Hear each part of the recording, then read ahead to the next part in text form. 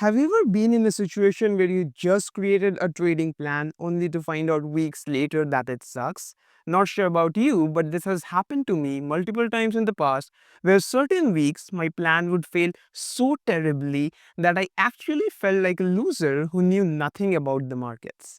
Initially, I thought maybe it's the strategy that sucks, which led me to experiment with multiple strategies, but the results remained quite the same. I was still a broke and losing trader. This led me to a massive realization that strategy, in most cases, is not the problem. The way we present the strategy in the form of a trading plan is the actual problem. Only when I understood the root cause of why my trading plan sucks and started to take corrective action is when I found profitability in the markets. So in this video, I will present to you three possible reasons why your trading plan might not be working right now, and most importantly, how you can make it work. So let's get right into it. The very first reason why your trading plan might not be working is because you traded in the wrong market conditions. As traders, we need to realize that market conditions do not remain the same throughout the year. It keeps on changing. So if your strategy is designed to trade in a trending environment and you trade it while the markets are ranging, then no wonder you're not going to get the desired result. This is the prime reason why most of you find consistency with a strategy for some time only to lose all of your progress in just a few days when the market conditions changes. It's not the lack of strategy, but your inability to recognize changing market conditions and react accordingly that's holding you back from getting profitable. Your biggest edge is not knowing when to trade. This is where most people get it wrong. They feel like just because they have a strategy and they've put it forward in the form of a trading plan, they are ready to print money from the markets. But that is not how trading works. Your biggest edge is identifying market conditions where you have the highest probabilities in your favor and aggressively trading during these times. Not just randomly trading whenever your setup presents itself, because then you're just a pattern trader and it's very difficult, if not impossible, to become a profitable trader if you're trading just based on patterns and not logic. Because if you really think about it, majority of people have learned that just because there's a bullish engulfing, it means a buy signal, or just because price is entering in a bullish order block, it means a buy signal. What they don't understand is if price is working from a premium higher time frame level, then no matter how solid their order block looks like in the lower time frame, it's not going to work. Then it's these traders who bash these concepts and tell that support or resistance, supply and demand, candlestick patterns, whatever concepts it is, it doesn't work. I mean, every concept works. You just don't know how to make it work. These traders lack the narrative and context of what makes an A plus trade setup. So what I want you to do is to create a checklist of when the probabilities of your trading plan diminishes, and then most importantly, what market conditions your trading plan works the best in. Instead of just having a high probability trade checklist, you also need a low probability trade checklist and avoid trading during these times. This is exactly why I traded aggressively in the last 2 weeks of November when the market conditions were great, and we made almost plus 8% while all the moves were called free on my Telegram channel. But as soon as December hit, in the first week of December, I stopped trading after one loss immediately because the market conditions were not that great. Gold started consolidating, GU started consolidating, and most importantly, we also had NFP for that week. So market condition overall was not that great, and I immediately stopped trading after one loss. By the way, if you're not in my Telegram channel, make sure to tune in.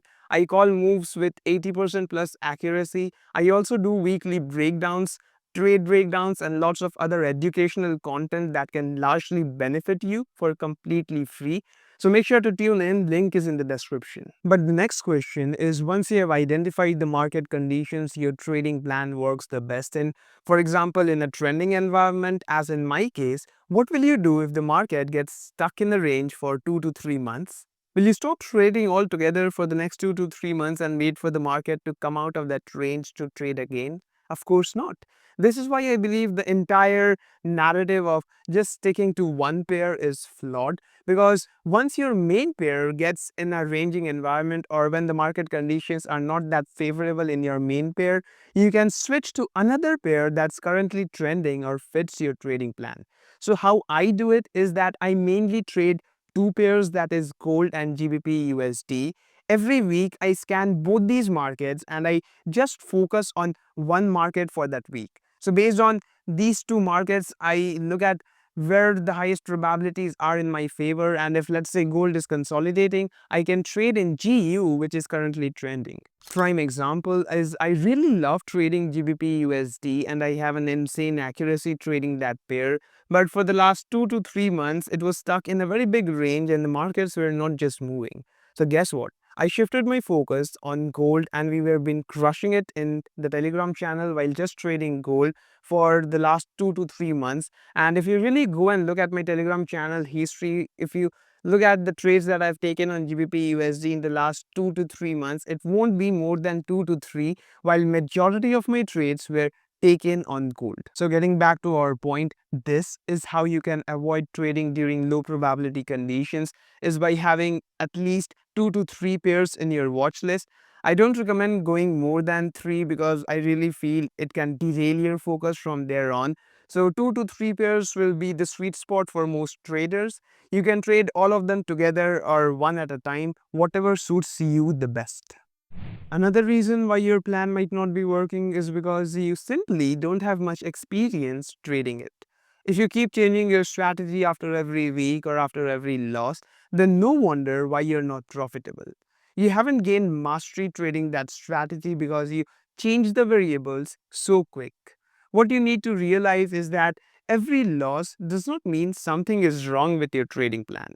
Sometimes it's just a part of the probability. You should not be adjusting your plan or making changes with your weekly results because it's a very small sample size of trades to consider from. Any changes in your trading plan should go through the filter of at least the last 3 months of data to see if the change really benefits you in the long run. Another way to go about it and how I do it is I set a fixed sample size of trades. For me, it's 25 trades. So what I do is I commit myself to the same plan for the next 25 trades, and once this sample size gets over, then I look at all of my last 25 trades and evaluate my performance from there on to make any necessary adjustments and improve my performance. Why I feel a sample size of 25 trades is the best is because it's not too less to get influenced by short-term results, while at the same time it's not too much to a point where you stick to a losing plan for months. So once you have a trading plan, commit to it for the next 20 to 25 trades without changing any of the variables. Once this sample size of 20 to 25 trade gets over, then review your performance, improve and adapt, and then again get on this cycle of taking the next 25 trades and then again review, improve and adapt. From this point on, it's just doing the same stuff again and again and improving your performance over time. Now, if you have done everything that we discussed so far, which I believe is more than enough even to turn a losing plan into a profitable one, but if you're still not finding consistency in the market, then I believe it's got to do with something with how you create your trading plan. Maybe you don't have all the components that completes a trading plan. You might have a superb strategy, but it's the lack of a proper trading plan that's holding you back from getting profitable. So my last point of why your trading plan might suck is because you simply don't have a proper trading plan. Sounds obvious, but I'm damn sure it's the case with most of you. So if you're not sure of how to create a trading plan from scratch, make sure to watch this video. I will see you in there. Till then, take care. Bye-bye.